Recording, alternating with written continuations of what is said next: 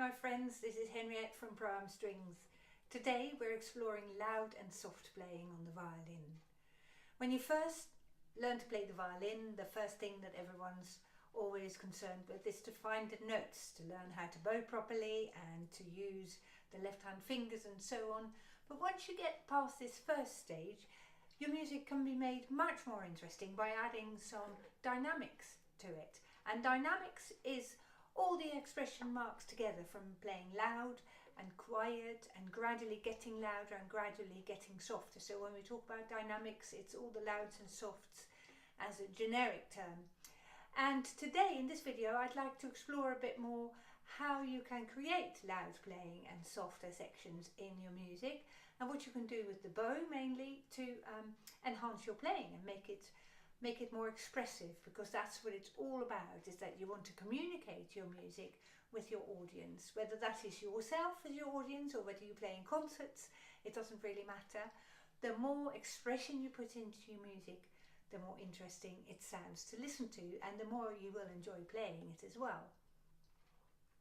First of all, before we start, it is worth remembering that loud playing and soft playing are relative terms. Loud playing is louder than another section, and your soft sections are soft because they are quieter than a forte section, a loud section. So loud is never just loud, it is loud in comparison to the soft bits. So loud playing can be anything from medium loud to extremely loud, and you can then contrast that with anything from very, very quiet to something a bit louder, which we would then class as medium quiet. Okay, now what can you do with your bow to make the music louder? In the first instance, I would talk mostly about how to get louder, because that is how you can create the contrast, is go louder rather than softer, and you will be more expressive when you do that. So for loud playing you use more bow in the first instance, and for quieter playing you use shorter bows. So if you normally use sort of the gross middle of the bow, you might in your louder sections see if you can get to either end of the bow and play with the whole bow. And as a result, when you use the whole bow, your bow will travel faster, and when the bow travels faster it can have more weight before it starts to squeak. So that is something that you can explore for yourself. But one very good golden rule is that in your louder sections in your music, try to use more bow.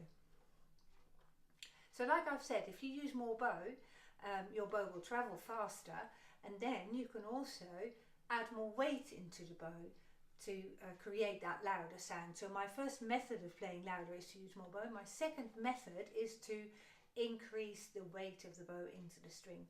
Now, weight into the string is very different from pressure into the string, and you want to imagine that when you bow, that your whole arm is hanging off the bow and it is pulling the bow down into the string. So when you put more weight into the string, I would suggest you avoid pressing the bow harder into the string, but you want to explore the range of hanging off the string by lowering your shoulder and using your arm weight to lean much more heavily into the string. So together with using longer bows, those two would inevitably make your playing already a lot louder. So you can explore that in your music. And then there is a third way. So we've got longer bows, we've got more weight into the string, and my third method of playing louder is to move your bow closer to the bridge. And the bridge, as you might know, is this thing here that holds the strings up. If you bow more closely to the bridge, it means that the vibrations that you create with the bow on the strings are more directly going into the inside of the violin by means of the bridge. Whereas if you want to play softer, we play further away from the bridge, so nearer the fingerboard. And there is a very nice little exercise, and it's a very simple exercise that you may explore for yourself, is that you just play on an open string, and I'm going to play on an open D string, and I'm going to be very, very gentle with the bow, not play very loud, and I'm just, as I'm bowing, I'm going to move the bow closer to the bridge and nearer the fingerboard. Now I want you to listen really carefully what happens.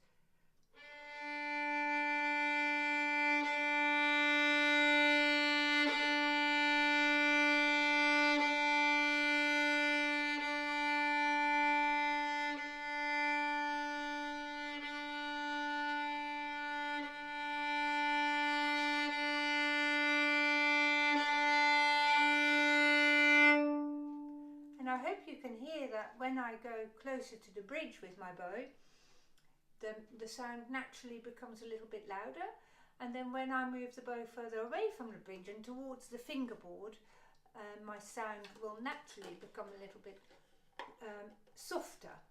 And that is a very useful exercise that you can do, and you can practice this on your scales if you do scales, or you can just practice it on open strings, and it gives you a lot of understanding about the various possibilities that your own individual instrument has combined with your own bow, because that is a little bit different from the next person's violin and bow. Now then, what you all can do as well as this exercise is to explore moving the bow faster and using longer bows in combination with different arm weights. And there are literally thousands of different combinations of a certain speed, a certain weight and a certain length of bow. And once you start into this, exploring all the different options, it gets more and more interesting, because you'll find out all the different tone qualities that your violin can do, and that's just really nice to getting to know your instrument. And then once you've got a whole palette of different tone colours, you can eventually pick and choose the sort of thing that you have in mind, of a combination of bow speed, arm weight and maybe contact point between the bridge and the fingerboard. And I wish you all the best with your musical explorations, and I hope this is an inspiring exercise for you. Visit me at www.proandstrings.com for more violin technique.